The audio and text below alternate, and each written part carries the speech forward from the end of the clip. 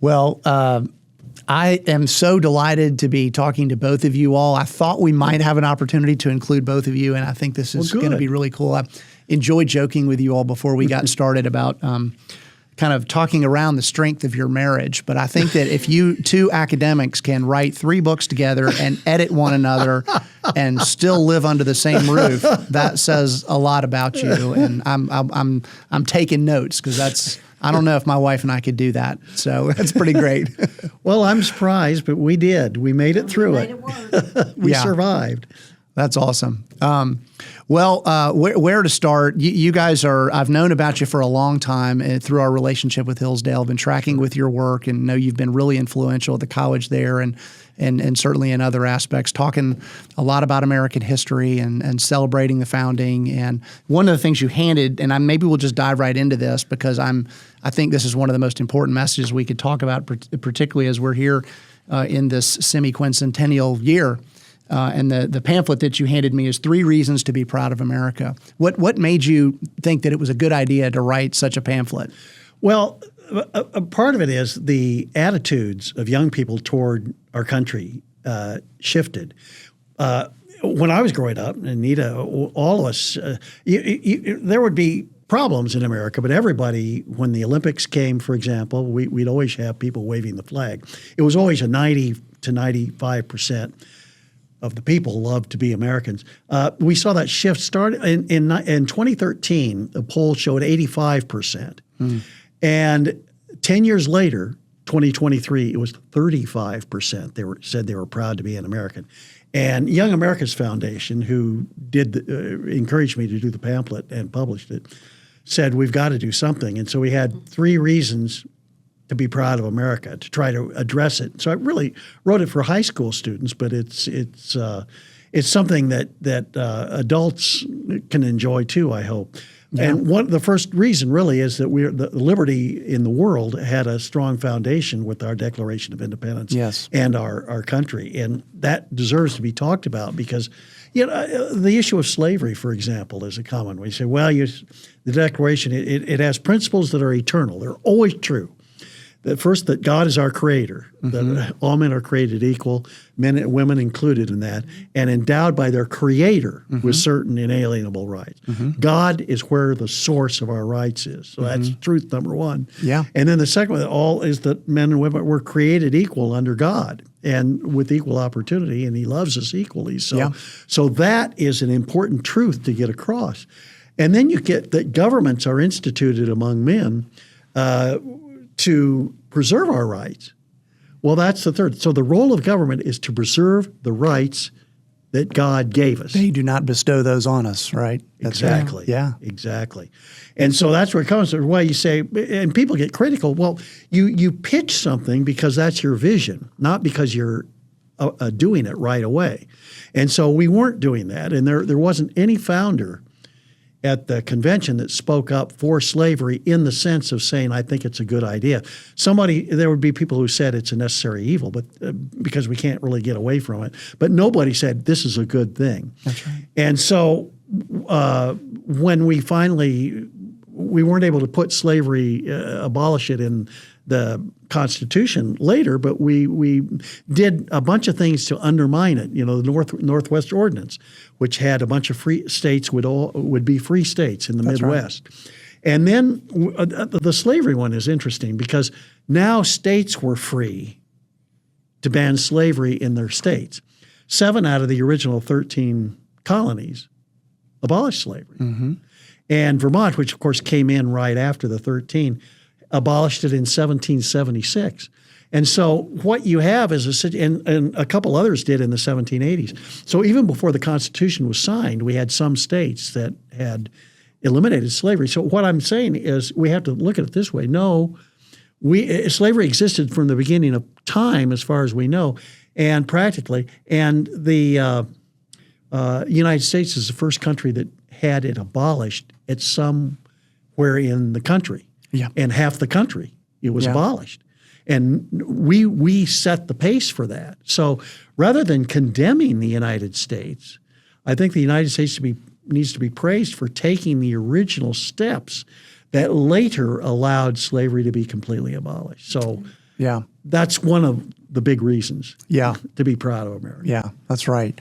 Well, it's an awesome piece. And you tell us again, the publisher of this is Young America's Foundation, Okay. which is a group that teaches students and has conferences for students.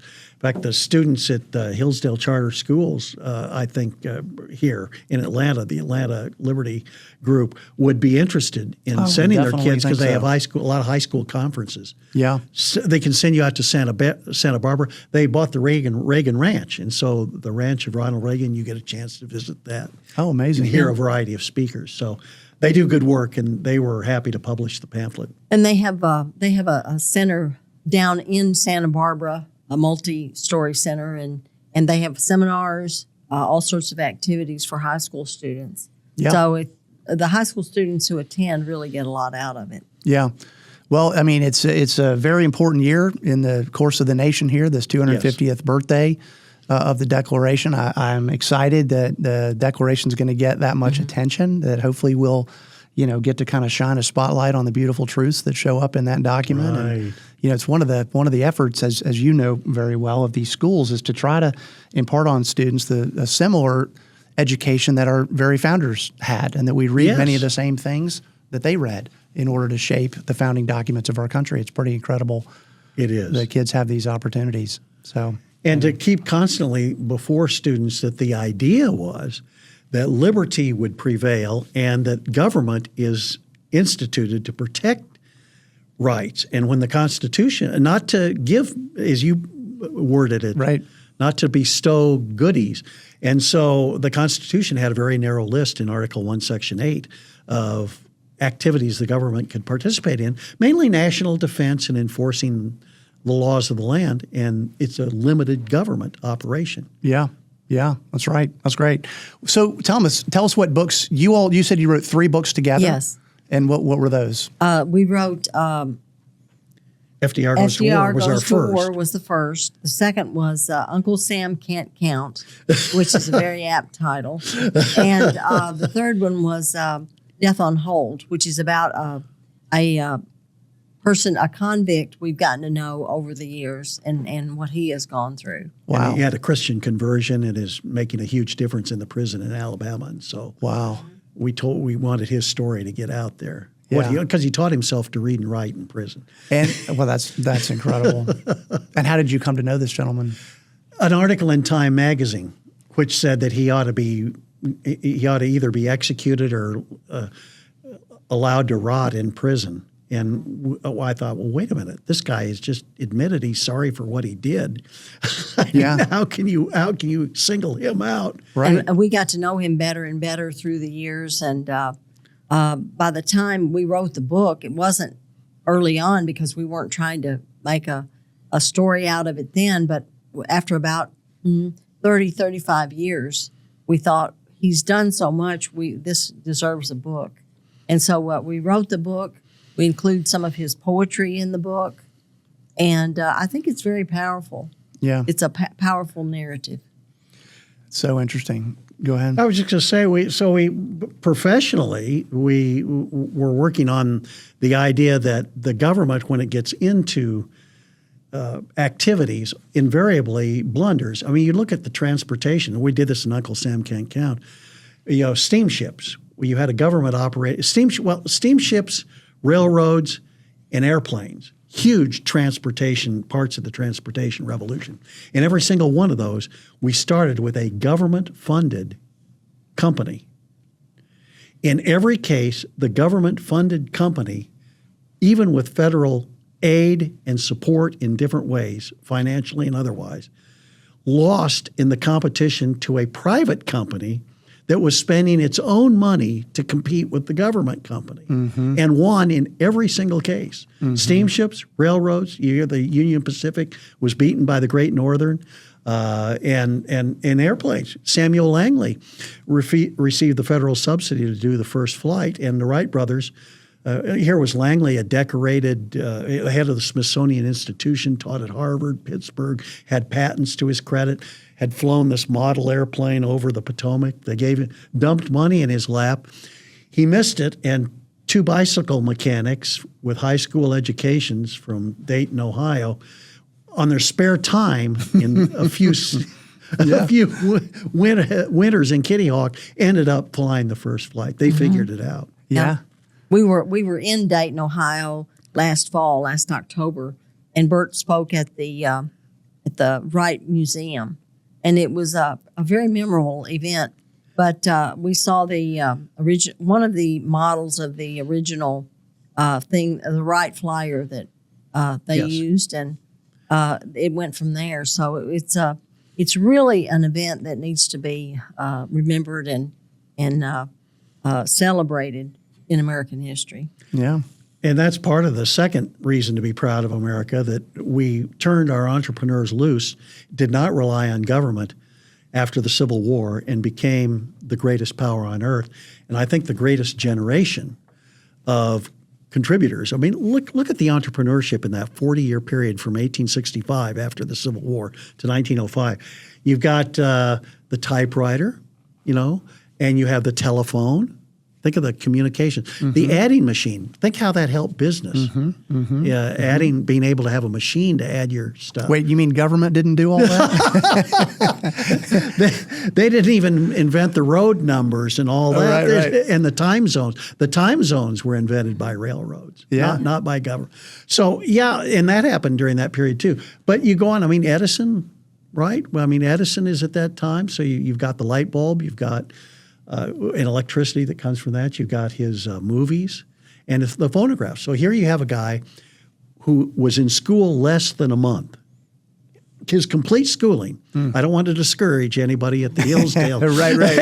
At the Liberty Academy. Right. But the classical academies, because there's tremendous value in that. But I'm just saying Edison, they said, quote, he was too stupid to learn. And so his mother homeschooled him, and he attributed what he was able to do to his mother. So he's half deaf. One of the reasons he didn't do well in school, he was deaf in one ear, half deaf in the other, and he invents the phonograph. So somebody who's almost deaf is inventing the phonograph.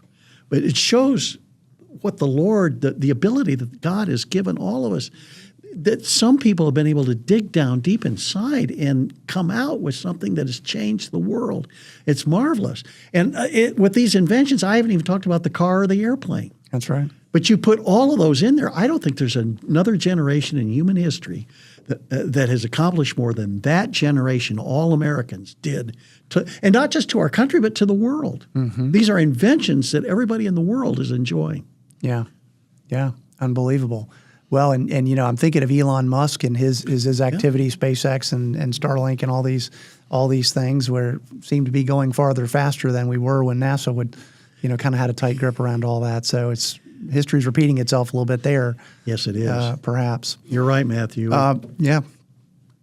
Let's maybe just to finish it out, the third point here. What's the third point of why we should be proud about Anita America? really knows a lot about this, because I've learned a lot about what I know about World War II from her, because she's just always been a student of World War II. And in World War II, the third point, and I think it's one that has been forgotten, so I wanted to bring out, is the United States not only saved, was the key power that saved the world from Hitler. So we not only saved Europe, but we rebuilt Europe. How many? You don't ever find this, that you not only have somebody who steps in and gives of their own wealth to save, and those people were starving after the war. They didn't have a chance to plant crops in the 44 and 45. So you had starving people, and we sent food over, even though it increased our debt enormously to give them that food. And the Marshall Plan, which was done later to help rebuild industry in Europe. It's one of the most giving projects that has ever been done by any nation in human history. And it needed to be stated and remembered, because we developed even care packages. It was not enough. And so Americans, out of their own pockets, were sending these care packages over to Europe. Packages of food and toothpaste and clothing and things like that. And so the Europeans had a chance to rebuild because of what the Americans did. Yeah, that's amazing. We're a generous people on the whole. We're a generous people. And we even Burt said Europe, but even in the Philippines, after World War II in 1946, we gave the Philippines its freedom. It was its own country after that and could rule itself. And very few other countries have ever done that. We liberated Japan, and in the speech that ended the war in September of 1945, Douglas MacArthur said that it was a time to be kind and magnanimous and to welcome them back. And we really did that. And the Japanese were flabbergasted because they thought it was going to be just a horrendous peace. But they found it was workable, and they just, they took off and they worked very hard and achieved a lot. Yeah, it's amazing. Well, these are stories that, we would hope that young people would learn and find some comfort in and maybe a little bit of pride. It's interesting. We're in the state of Georgia. It's possible for a student really to not take a history course. Mm-hmm. They might take some social studies, which is perhaps similar, but kind of coming at the subject at a little bit of a different angle. That seems like we're really losing something. It's weird because, I've had a change of attitude on that, because now when I see what they're teaching in history, it may be better that they're not. Well, fair point. Yeah. But that does not apply to the Liberty Classical academies here. And we need more academies to have more good history being taught. I was in Northwest, and I saw some of the way the classes were going, and I was impressed at the command that the teachers in that school had and the interest that the students were giving to the teachers.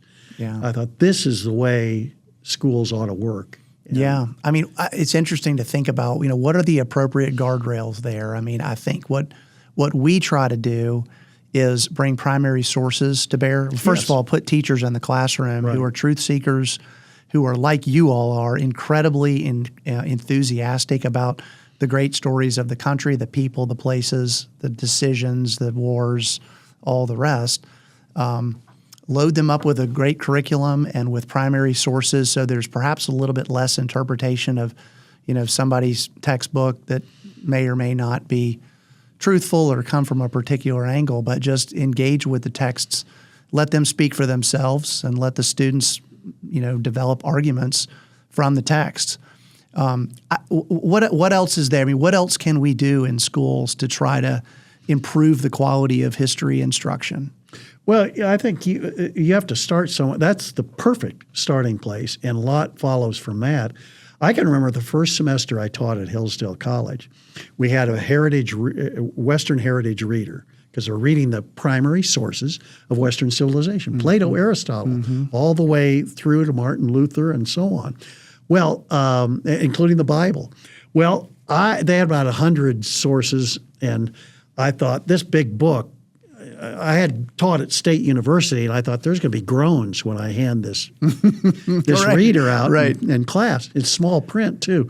And so I thought I'm going to have a little the way I'm going to handle this is if they when I hear the groans, I'm going to say, well, no, wait. There's some good news and bad news. The good news is I'm not assigning – the bad news may be that this book is there, but I'm not going to assign every essay, because there were 2 out of the 100 that I wasn't going to assign. Okay, yeah. But I wasn't going to not have any specifics at that time.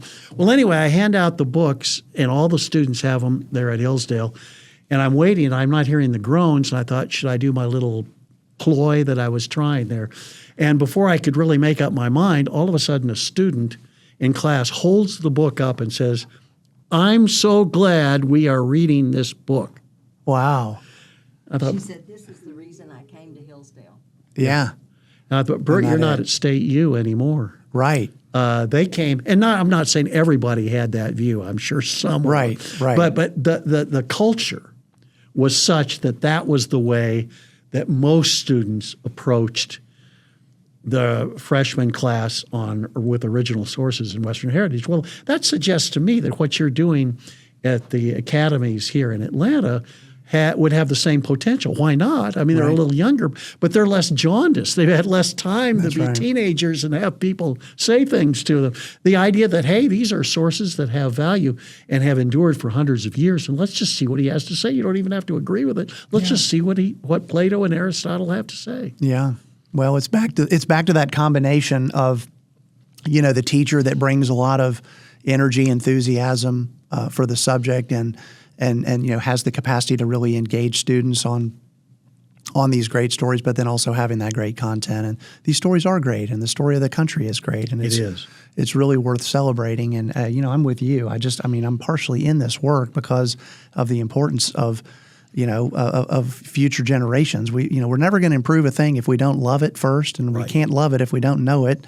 And so I think it's pretty important. I mentioned to you earlier, I'm just back from a leadership conference up at Hillsdale, and one of the points of emphasis of this of the conference was, first of all, that the Hillsdale continues to develop and refine and add to the curriculum, particularly the history curriculum, which I think is a great advantage to teachers because it is a tremendous amount of history, facts, stories that we want those teachers to know, and to the degree that we can equip them and help them, ingest and come to love that material, it's obviously great for students.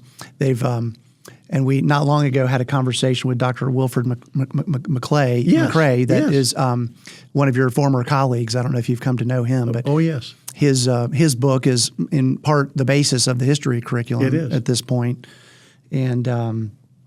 Anyway, it was it's great to see the forward progress out of the network in general, and I think it's much to the benefit of our teachers, which then in turn will help students to hang on to these things and come to love them. So anyway, thought you'd like that update there. It's good to, thank you. It's good to know that the work continues. All right, I wanted to. I see you've got a bunch of notes over there. Is there anything in particular that you were hoping to talk about today? Of course, in the book that Anita, the first one we wrote together, there's just a point here that we had to show how far we had come away from the Declaration of Independence. In the 1940s, Franklin Roosevelt promoted, not only, we had a 94% tax on all income over $200,000. So if you have a right to life, liberty, and the pursuit of happiness, your liberty is severely constrained. Yeah, quite literally. By somebody. We started with the income tax. The founders wanted user taxes, like tariffs. If you buy the product, then you pay the tax. Or whiskey. You buy the product, you pay the tax. And not taxes where politicians could tax someone who's not using anything, because then there may be no limit to what they could do. Whereas the user taxes always have some limits. And so once we got the income tax in, it started taxing 7% as the maximum. And it's interesting that 30 years later, it was 94%. In other words, you got to keep 6. You started being taxed 7%, and 30 years later, you got to keep 6 if you were making a large income. Yeah. So it just shows how quickly you can lose your freedom. Yeah, that is frightening to think of that change and that progressive tax, which really robs one of the initiative to drive forward and earn and produce. That's fun to teach students, because some of them just blurt out, "I'm not going to work if they're going to take." You get it. Why did the Great Depression linger? Yeah, that's something my kids have experienced. They've had a couple of their first jobs and working at restaurants and stuff in the area. And boy, that first paycheck comes back and you realize that not all of it accrues to you. It makes you think really fast, like how efficient is the government using these dollars after all? So it's good. Well, all right. So I sometimes will end these conversations with a series of, I'll just call them kind of short answer questions, and I'll pose them to both of you. And I think maybe we'll have some fun with this. But do each of you have a teacher that in your life has made a significant impact?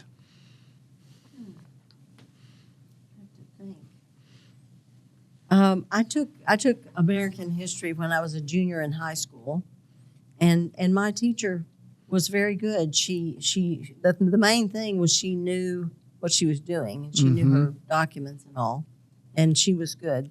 I think she would be my nominee. Yeah. Yeah, I've had a lot of good ones over the years. I had one who also had both of my parents. Yeah. and she retired my last year Oh, really? in middle school. Wow. And she was very inspiring to me. I really enjoyed her class. And so I had really good, even though I went to schools, graduate schools, undergrad and grad that were mostly liberals, it was a different environment back then in which it was not completely frowned. They weren't overjoyed with conservative opinions, but they weren't completely frowning on it either. They thought, well, it provides a good discussion, and maybe by getting the different views out there, we can figure out what's really true. And that's a good atmosphere to have. And I know that's the atmosphere that you have in the academies. Yeah. The student who has a differing view, you're allowed to present your view, and then we'll talk about it. And I really like that sort of format. I think that's the way we learn best, is by the interaction and the sometimes friction that comes with exchanging views on a subject. Yeah, absolutely. We've all got things to continue to learn from one another, and that dialogue is often where that happens. So did you know early on that you wanted lives in academics and academia and book writing and teaching? Did you always know that was your future? Or? Not always, but when I graduated from college, I went to graduate school in history. I was going to teach as well, and I've done that and gone down similar paths, but I always knew that I was interested in that. Yeah. Right. Yes, I did for a long time. I mean, ever since I was in middle school, I would do imaginary lectures that I would give if I were in front of the classroom when I was in middle school. I love that. That's great. So I think some of it is a calling that the Lord calls us. And I think the Lord calls people into different things. I think in your own life, you've been in the military, you've been in business, and a lot of times He's preparing us. You're now deep into education, but that kind of background is really good preparation. I speak as someone who's in academia. Somebody who's been in the military and successfully been in business is a tremendous addition, because you have skill sets that we don't. Yeah. Right. Well, Absolutely. thank you. I have jokingly stated that running restaurants and running classical schools have more in common than people might think. I have definitely learned a lot and been able to, parlay that experience into an academic environment, which I probably wouldn't have anticipated. But thank you for that. Okay, do you all have hobbies outside of your intellectual work that kind of keep you energized? One thing that Anita does, I mean, she's an excellent pianist and plays the organ and all that. And Great. Yeah, I do that. And Burt collects coins. I think he really enjoys that. And his stamps, that got me interested in American history. Because, see, I knew anniversaries, so it helped me with. I love how the both of you just answered for the other, too. That was awesome. We when we have interviews that are not quite as friendly as this one, I've learned that I tend to think faster than Burt, although Burt thinks much more deeply than I do. Well, that's good to recognize. So when they ask a question, the interviewer will ask a question, and you see me go, yeah. You got this one, Anita. I'm looking at Anita. and I can think up an answer that will take 30 seconds. And then by that time, Burt has his answer. But I can remember there have been times at interview and in TV interviews, too, that are in front of millions of people that you took it, and I was so glad. I just, but as you were answering, it was like my mind finally began to click on, and by the time you got off, I was able to handle it. So yeah, well, you guys are an incredible duo. Then that's amazing. And have you had chances to do real television interviews together? Oh yes, yeah. Mm-hmm. And yes. on what are the topics on which you're called most frequently? Well, FDR goes to war. Right, we did so the that. books. But you did Queen Elizabeth on Neil Cavuto. Neil Cavuto show. You did 9 minutes.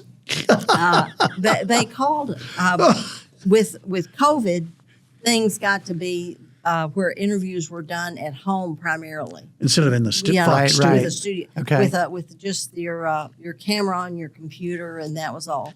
And we'd been doing that, and then about whatever year, 2023, I can't remember the exact year Queen Elizabeth died, but she died, and they didn't release it immediately.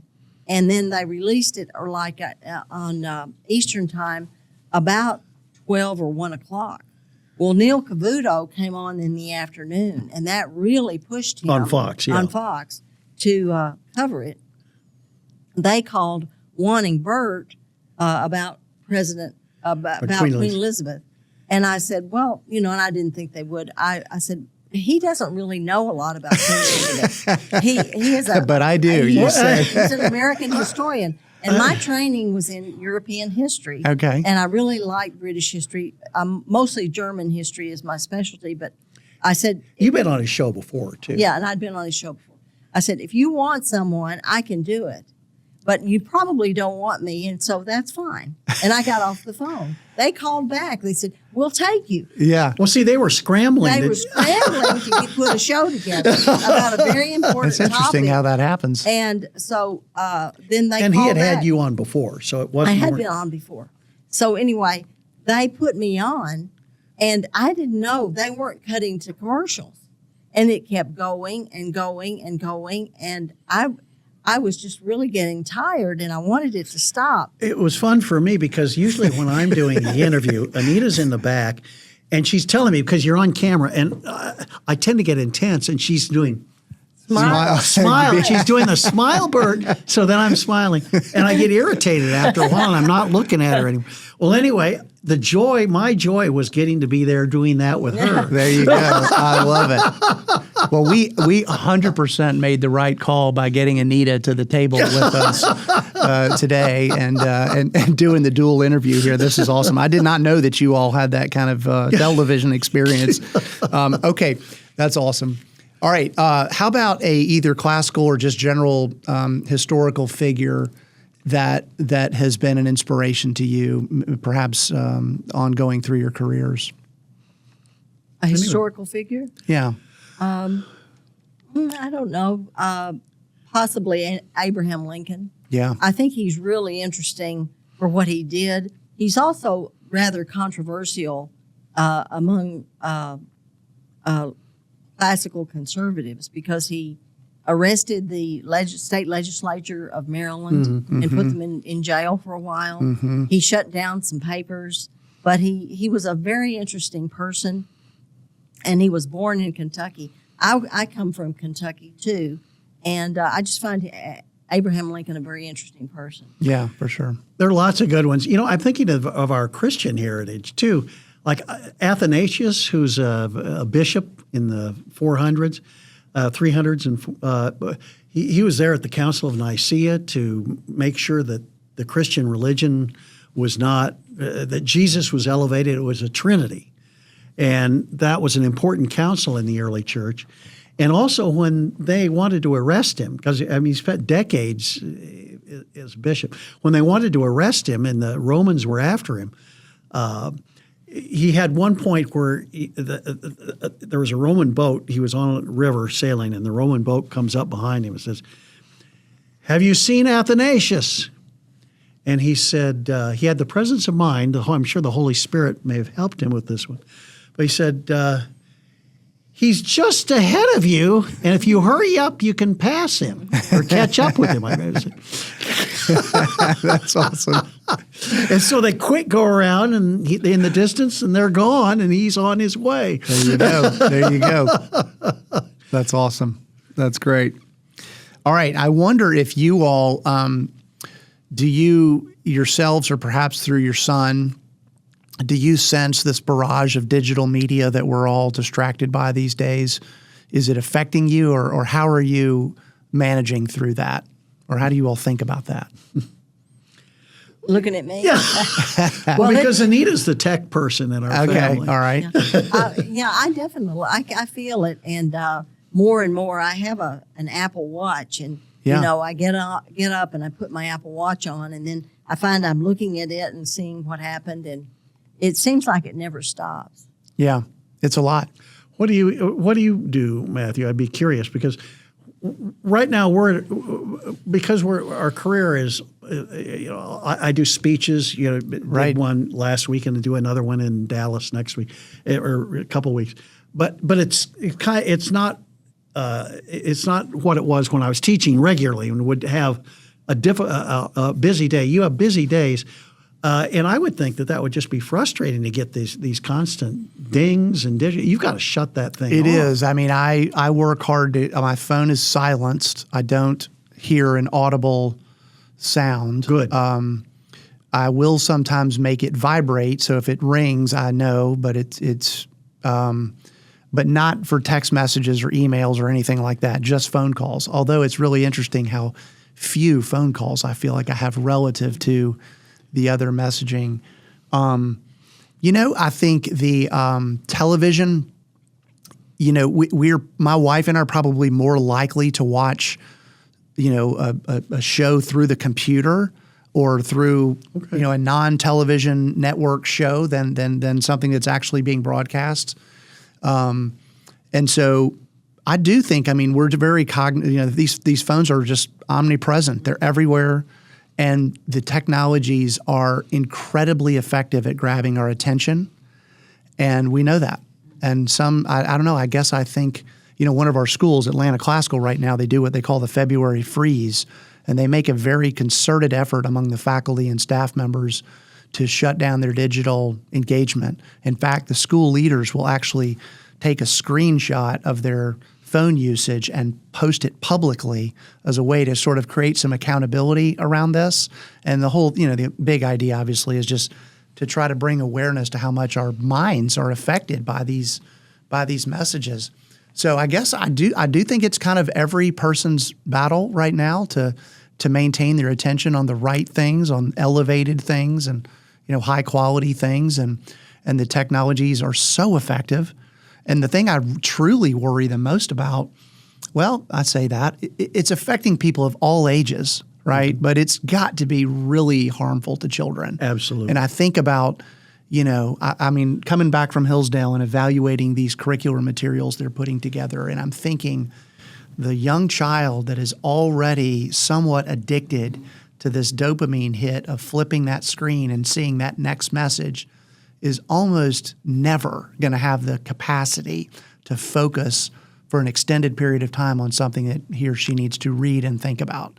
I think kids are really going to be at a massive deficit there. And we don't know what adults look like. We don't know what a nation looks like that's got, a generation of kids who've been raised that way. And it's frightening. Yeah. And I think there are starting, this is not maybe a topic for this, but there seem to be more controls being put in place. There seems to be a little bit more conversation around, hey, maybe this just wide open technology, especially to children, is not a good idea. Absolutely. I'm definitely in favor of pursuing. I see it in my own children, and we're not getting it perfectly just right. It's just it's a big issue. So anyway, that's why I'm kind of asking a lot of my guests on this show about it, because I do think it's something we can, perhaps we do have agency. We can decide what we look at. We can put these dang things away and pick up a book or just have a conversation. Just recently I saw, ironically online, I saw a video of high school students from the late 1980s, which is about the time I was in high school.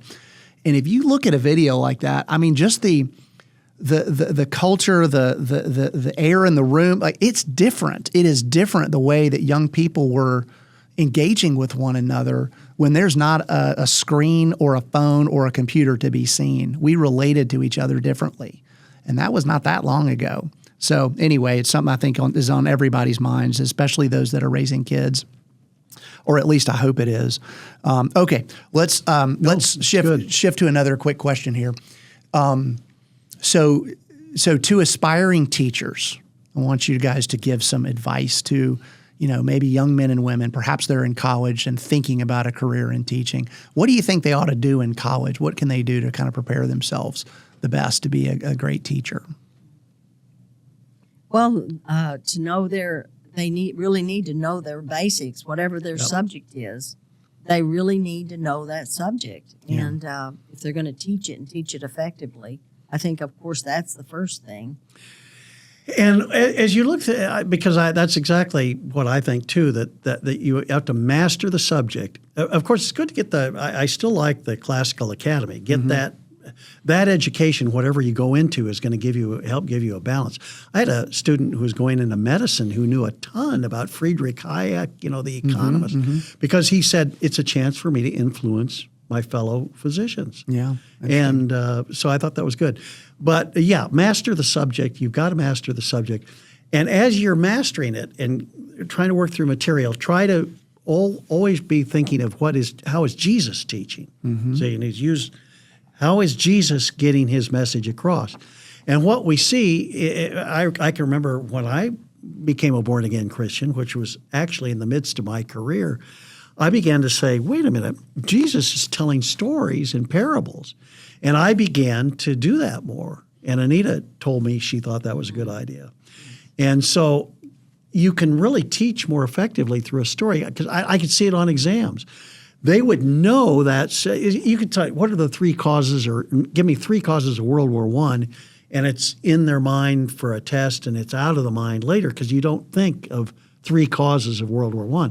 But if you have, here is the story of Cornelius Vanderbilt, the entrepreneur, and how he was successful in steamships and then in railroads, and you tell what he did and what he came up against and some of the wild stories, then they remember those. And so I'd get people who just knew that stuff because our minds connect sequentially with a story. Yeah. And so Jesus had that figured out. And so the more I began to use that in my talks and lectures, the more effective I became. Yeah. I remember the first time Burt came home and he said, I really used, because when he first started teaching, he didn't use that. He used facts, and he used. Remember that I'd have political continuum. Yeah. The voters, how did they vote? It's on a continuum of different economic and social. And it didn't stick very well. And he said, I'm going to go in and use telling a few stories and see how it goes anyway. So he went into his class, but they were stories that were very pertinent to what he was studying. Right. And he told that, and he said a very interesting thing happened. The bell rang at the end of class, and nobody moved. Nobody moved. You had them. Nobody moved. So yeah, I was amazed at that. Just that in itself. Yeah, it's a teaching technique, for lack of a better word, that we do hear about a lot in training at our classical schools. You should really never deliver the answer until you've prompted the question in the mind of the student, and that's hard to do. I think it takes some thought to orient a class that way. The other thing I'm reminded of is I think it was it Dorothy Sayers who said something like the person doing the thinking is the one doing the learning. And it's sort of like how can you help the student to really be struggling with something as opposed to just handing them something they're not even that inquisitive about. That's a challenge. That's a tremendous, and that's hard for me because going into the history class, they've heard a lot of stuff that's not true. So we've got to at least get the other ideas on the table. The typical view is free enterprise struggled, and so we got government in to help. The truth is it was often government that was creating the problems, and when we got more government in, they were worse. Yeah. And so there's a whole set of information they've never heard before. So you need to get that on the table, but at the same time, you are absolutely right. They have to own it. And in order to own it, they have to come to grips with it, which is why we're talking about class interaction can be good. The back and forth is really helpful, and that's got to accompany that. Yeah, that's great. All right, I have a question that's probably not a short answer question, and we may not be able to dive into this fully, but it's something I'm very curious about, and I'd love to get your thoughts around. But the topic is the administrative state and the notion that our elected members of Congress have, on the whole, have sort of abdicated their responsibility to these massive bureaucracies that they've created, which are just exorbitant rule makers that are really doing a lot of the legislating from a position not of being a representative, but of being an administrative agency or department. How can we change that? What are there ways? Is that a weakness of the Constitution? Is it just reflective of human nature? Well, it's not in the Constitution. Well, right. So that's how do we reverse which that? suggests how we get away from it is to get some Supreme Court interpretations that strike their influence down. Yeah. You can't. Yeah. That's a good question. In a book I wrote called "The Myth of the Robber Barons," which is on the late 1800s, I do the first two regulatory commissions where we see the administrative state in action: the Interstate Commerce Commission and the Sherman Antitrust Act, and both of them caused tremendous trouble and damaged our economy. Under the guise of helping the economy, it damaged the economy. The Interstate Commerce Commission was started to just simply provide material to railroad owners to give them information. It was an information. And then under Teddy Roosevelt, they decided to give them the power to set rates. So now they're setting rates. Now watch how a bureaucracy evolves here. Okay, you now have a group that has the power to set the rates that people charge for freight and even passengers. Okay. Well, they said in order to do our job, we have to see the books of every railroad to see what might be a fair rate. See, that was the fair rate. Mm-hmm, mm-hmm. Well, now, can you just see the bureaucracy expanding? Look at that. As they get the books for every company. Right.